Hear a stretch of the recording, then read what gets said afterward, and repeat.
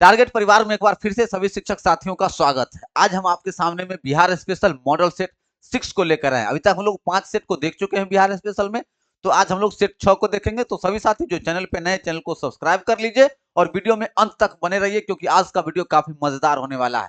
चलिए शुरू करते हैं। पहला प्रश्न कि राजकुमार शुक्ला किस गांव के थे? याद कीजिए, राजकुमार शुक्ला यही है जो चंपारण सबसे पहले गांधी जी को लेके गए थे, और 15 अप्रैल वो तारीख थी जिसमें गांधी जी पहला कदम चंपारण में रखते हैं, तो उसको याद रखेगा। और वो किस गांव के थे? वो थे मुरली भरहवा गांव के थे। कहां पड़ता है ये? चंपारण में पड़ता है। याद रखेंगे, कहां पड़ता है ये?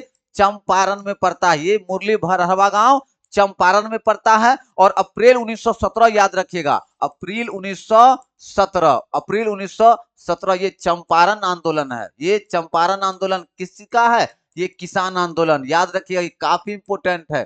ये किसान आंदोलन क्या था? यही था अंग्रेजों का नील के लिए क्या था? 3 कठिया आंदोलन। इसी को 3 कठिया आंदोलन कहते हैं कि प्रत्येक बीघे पर 3 कट्ठा नील की खेती अंग्रेजों के द्वारा जबरदस्ती किसानों के द्वारा करवाई जाती थी।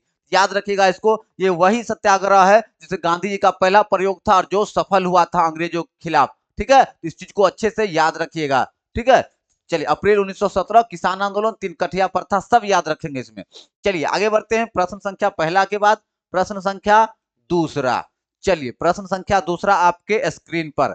सच्चिदानंद सिन्हा किसके साथ जुड़े हुए थे? गौर से देखिए, सच्चिदानंद सिन्हा का नाम कीजिए। जब संविधान सभा की बैठक हुई थी, जब संविधान सभा की पहली बैठक कब हुई थी? 9 दिसंबर 1946 को हुई थी। तो सबसे पहले अस्थायी अध्यक्ष कौन बने थे? याद कीजिए, पढ़ाए हुए कॉन्सेप्ट में भी अस्थायी अध्यक्ष कौन बने थे? यही सच्चिदानंद सिन्हा बने थे। क्लियर है? और याद रखिए 1946 में हुई थी। तो कहा जाता है कि भारत छोड़ो आंदोलन 1942 में इनकी भूमिका थी। ठीक है, उतना ज्यादा मुख्य धारा में नहीं थे, लेकिन भारत छोड़ो आंदोलन में इनकी भूमिका थी। तो याद रखेंगे इसको। चलिए आगे बढ़ते हैं। प्रश्न संख्या 2 के बाद प्रश्न संख्या 3। चलिए, सक्षमता परीक्षा की पूरी तैयारी आप लोग कीजिए, और जो साथी नहीं जुड़े हुए हैं, चैनल पे नंबर दिया गया, उस नंबर पे कांटेक्ट कर लीजिए, जुड़ जाइए, हाई लिखकर भेजिए, पूरा डिटेल मिल जाएगा। चलिए प्रश्न संख्या तीसरा। कुंवर सिंह ने 1857 के विद्रोह का नेतृत्व किस प्रांत से किया? सभी जानते हैं, बिहार से किया। कहां से थे वो? जगदीशपुर। कहां के थे वो? जगदीशपुर के थे। याद रखेंगे, परमार वंश के थे। परमार वंश के क्या थे वो? राजपूत थे। राजपूत थे। कहा जाता है कि 80 वर्ष की अवस्था में भी इन्होंने अंग्रेजों के दांत खट्टे कर दिए। याद रखेंगे।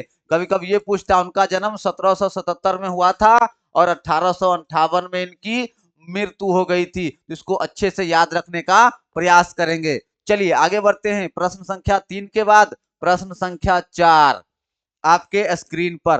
प्रश्न संख्या 4 कहता है, कुंवर सिंह राजा थे कहां के? हमीरपुर, रामपुर, जगदीशपुर। अभी जस्ट चर्चा की है। कहां के थे वो? जगदीशपुर के थे। कहां के थे वो? जगदीशपुर के राजा थे। एकदम काफी याद रखिएगा। चलिए आगे बढ़ते हैं। प्रश्न संख्या 4 के बाद प्रश्न संख्या 5 आपके स्क्रीन पर। प्रश्न संख्या 5 क्या कह रहा है? 5 कह रहा है कि कुंवर सिंह के विरुद्ध आरा में अंग्रेजी फौज का नेतृत्व करने वाला पहला सेना नायक इनमें से कौन था? याद रखिएगा, जब अंग्रेजों के साथ कहां हुई थी? आरा के आराम बाग में। उस जगह का नाम याद रखिएगा। जो मुठभेड़ हुई थी वो आरा के आराम बाग। आराम बाग क्या था? आम का बागान था। ये क्या था? ये आम का बाग था। आम का बाग था, और वहीं पे इनकी मुठभेड़ होती है। और कैप्टन डनवर कौन आते हैं? कैप्टन डनवर आते हैं, जिसको ये क्या करते हैं? खदेड़ कर भगा देते हैं, और कैप्टन डनवर की मृत्यु हो जाती है। यहाँ पे इसकी मृत्यु हो जाती है। इसको याद रखेंगे। तो सेनानायक कौन था? डनवर था। कौन था? डनवर था। याद रखेंगे। चलिए आगे बढ़ते हैं। प्रश्न संख्या 6। प्रश्न संख्या 6 हमारा क्या कहता है?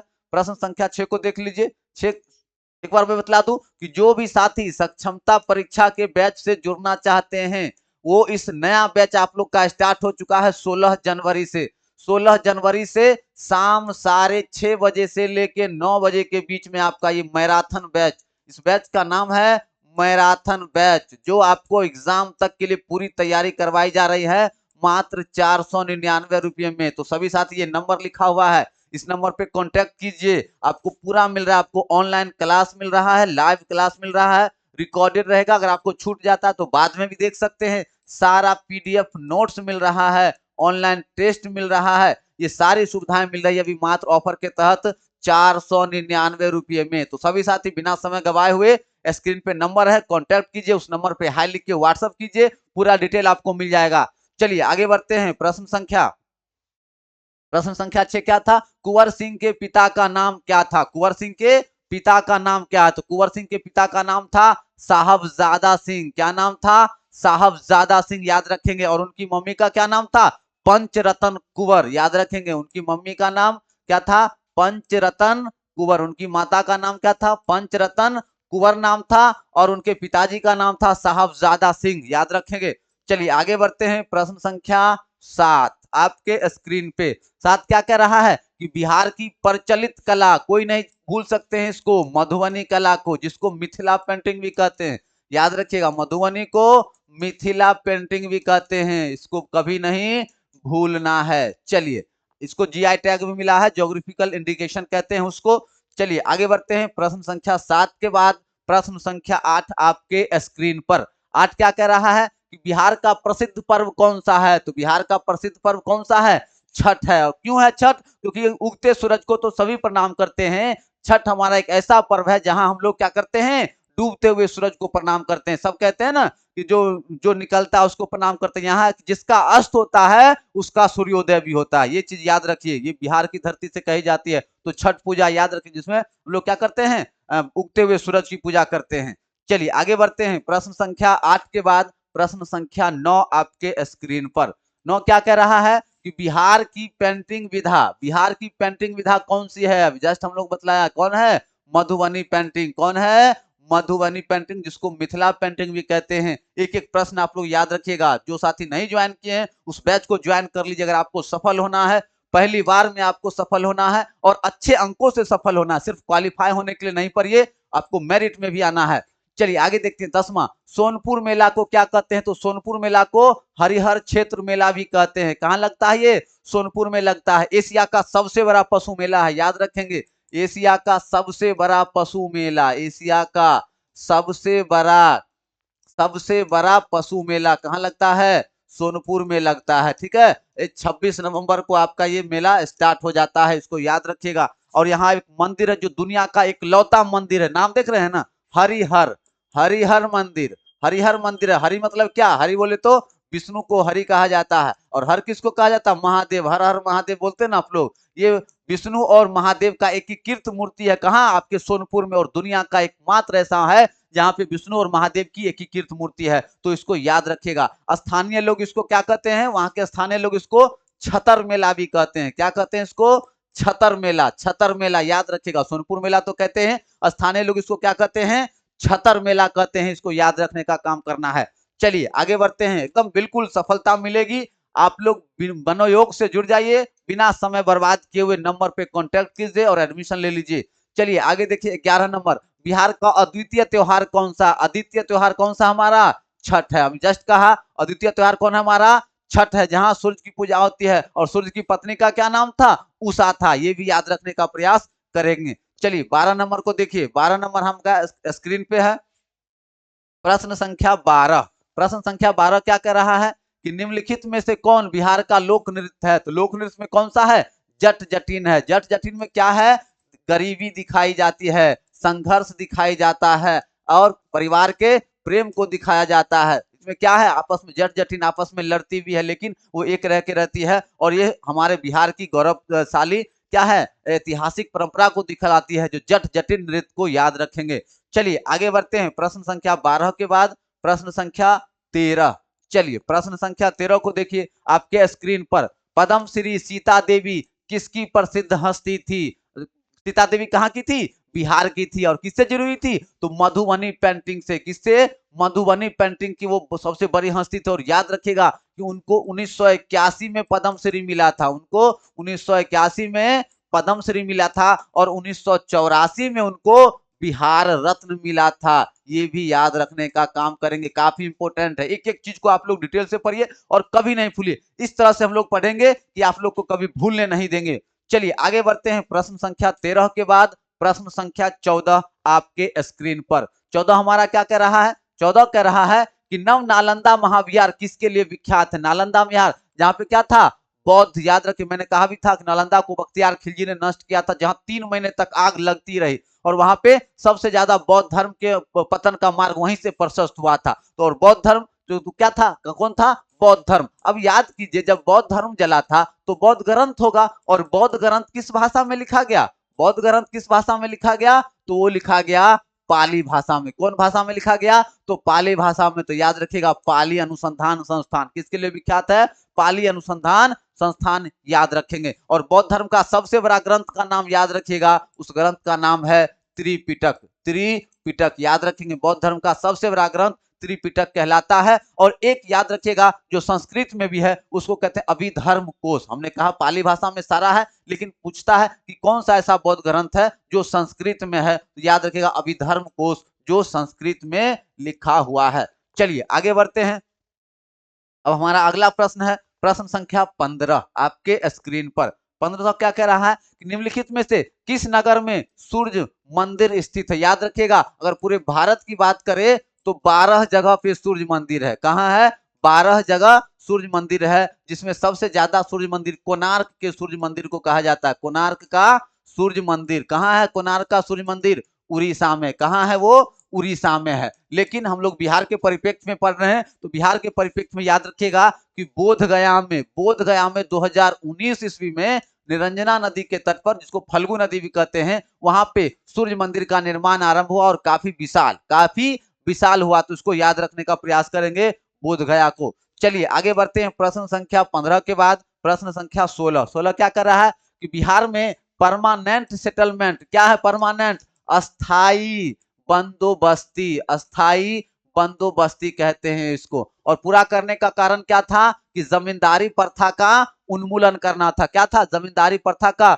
उन्मूलन करना था। और याद रखिएगा अस्थाई बंदोबस्त प्रणाली को सबसे पहले किसने लागू किया था, तो लॉर्ड कॉर्नवालिस ने। किसने लागू किया था, लॉर्ड कॉर्नवालिस ने। किसने लागू किया था, लॉर्ड कॉर्नवालिस ने। कब लागू किया था, तो 1973 ईस्वी में। इसको याद रखेंगे, एक एक पॉइंट आपके लिए काफी इंपोर्टेंट है, 1973 याद रखेंगे। चलिए आगे बढ़ते हैं। प्रश्न संख्या 16 के बाद प्रश्न संख्या 17 आपके स्क्रीन पर। 17 क्या कह रहा है कि बिहार में महात्मा गांधी के पूर्व सापेक्ष राष्ट्रीय सक्रियता की अनुपस्थिति इसके भाव में देखी जाती है। जब तक गांधी जी आंदोलन में नहीं थे, क्या था, एकीकृत समुदाय का अनुभव था। एकता में क्या था, सभी लोग बंधे हुए नहीं थे, सबका संघर्ष था, कोई अपना अलग लड़ रहे हैं, कोई अलग लड़ रहे हैं। लेकिन गांधी जी के आने के बाद क्या हुआ, सभी संघर्षों को एक रूपता मिली, एक दिशा मिली, एकीकृत याद रखेंगे। चलिए आगे बढ़ते हैं। प्रश्न संख्या 17 के बाद प्रश्न संख्या 18 आपके स्क्रीन पर।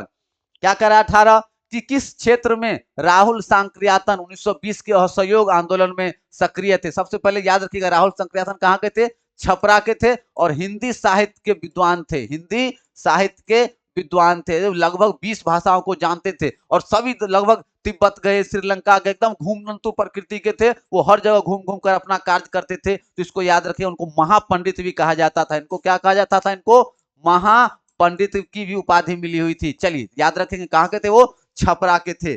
चलिए आगे बढ़ते हैं। प्रश्न संख्या 18 के बाद प्रश्न संख्या 19।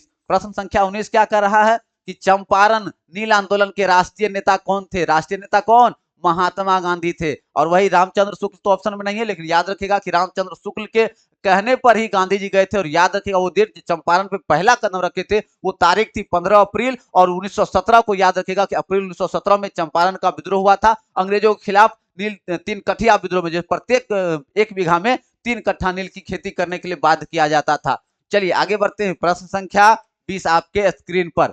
20 क्या कह रहा है कि हजारीबाग में बिहारी स्टूडेंट कॉन्फ्रेंस का 16वां अधिवेशन कब हुआ था। कब हुआ था, 1921 ईस्वी में बिहार स्टूडेंट कॉन्फ्रेंस का 16वां अधिवेशन हुआ था। और जिसकी अध्यक्षता किसने की थी, सरला देवी। अध्यक्षता किसने की थी, अध्यक्षता किसने की थी, तो याद रखेंगे वो नाम सरला देवी का। क्या नाम रखेंगे याद, सरला देवी का। तो जो भी साथी ऑनलाइन क्लास से जुड़ना चाहते हैं जुड़ जाइए। अभी ऑनलाइन क्लास मिलेगा, रिकॉर्डेड भी रहता है, बाद में भी देख सकते हैं। टेस्ट सीरीज मिलेगा, सारे सब्जेक्ट का पीडीएफ, ऑब्जेक्टिव और सब्जेक्टिव सब मिल रहा है मात्र 499 के ऑफर में। तो फोन उठाइए और इस नंबर पर हाई लिखिए 9709 12 40 19। इस नंबर पे हाई लिख के व्हाट्सअप कीजिए, आपको पूरा डिटेल मिल जाएगा। और प्ले स्टोर पे चले जाइए, प्ले स्टोर पे आप डाउनलोड कर लीजिए टारगेट योर गोल एप्लीकेशन को डाउनलोड कर लीजिए। Target your goal application download कर लीजिए। आपको इस तरह का लोगो वहां पे दिखाई देगा, इसको डाउनलोड कर लीजिएगा और वहां से भी आप लोग कोर्स परचेज कर सकते हैं, टेस्ट दे सकते हैं। ये आपको एकदम बिल्कुल सुविधा के साथ मिलने वाला है। चलिए, तो इस तरह से आज हम लोग एक चीज और याद रखेगा प्रश्न संख्या 20 में कि बिहार में कांग्रेस का जो पहला अधिवेशन हुआ था, ये अक्सर पूछता है, मैं बार बार कहता हूं कि इन प्रश्नों को याद रखिएगा कि बिहार में जो कांग्रेस का पहला अधिवेशन, बिहार में कांग्रेस का पहला अधिवेशन कहां हुआ था? अधिवेशन 1912 में हुआ था। कब हुआ था? 1912 में। पटना बांकेपुर को नहीं भूलेंगे, पटना बांकेपुर को नहीं भूलिएगा। क्लियर है? तो इस तरह से आज हमारा छठा सेट समाप्त हुआ है। कल हम लोग सातवें सेट को लेकर आएंगे। इसी तरह से आगे हम लोग पूरी तैयारी करेंगे और एग्जाम में अच्छे अंकों से पास करेंगे। टारगेट परिवार का ये वादा है। इन्हीं शब्दों के साथ सभी साथी चैनल को सब्सक्राइब कर लीजिएगा। मिलते हैं अगले सेशन में, तब तक के लिए जय हिंद।